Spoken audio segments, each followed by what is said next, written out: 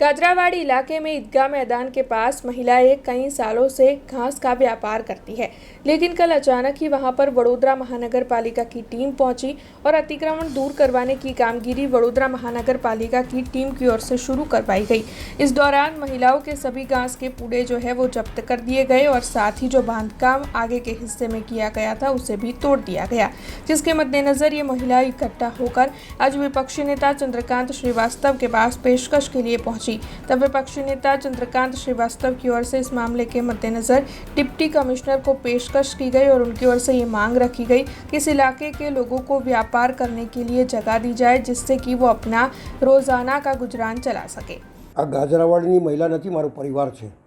મેં પહેલી ચૂંટણી જ્યારે લડ્યો ત્યારથી આ અમુક લોકો એવા છે કે એમના ફાધર મારી જોડે કામ કરતા હતા। અમારા બધાની જોડે મારો પારિવારિક સંબંધ છે। એમની મુસીબત એ મારી મુસીબત છે। સવાલ એટલો જ છે કે સરકાર રોજીરોટી તો આપી શકતી નથી, પણ આ લોકો તાપની અંદર, કડકડતી તાપની અંદર, ઠંડીમાં, વરસાદમાં, જેને તમે ગાય માતા કહો છો, વારંવાર એની પૂજા કરો છો, વારંવાર એના માટે તમે નીકળો છો, અને જ્યારે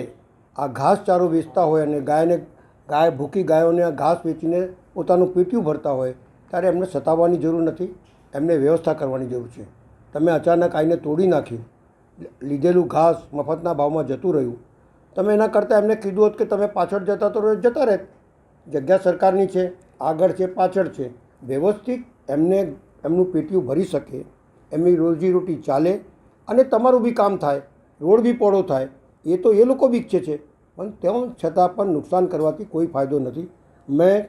ડેપ્યુટી કમિશનર પાસે જઈ એમને વ્યવસ્થિત સમજાવ્યું છે, કમિશનર આવશે એમને બી સમજાય કે ભાઈ એમને પેટીઓ ભરવા માટે એમની રોજીરોટી ચાલે અને એમને ઘાસ વેચવાની વ્યवस्था કરી આપો, એવી મારી માંગ છે અને એ માટે હું કમિશનરને બી મળીશ।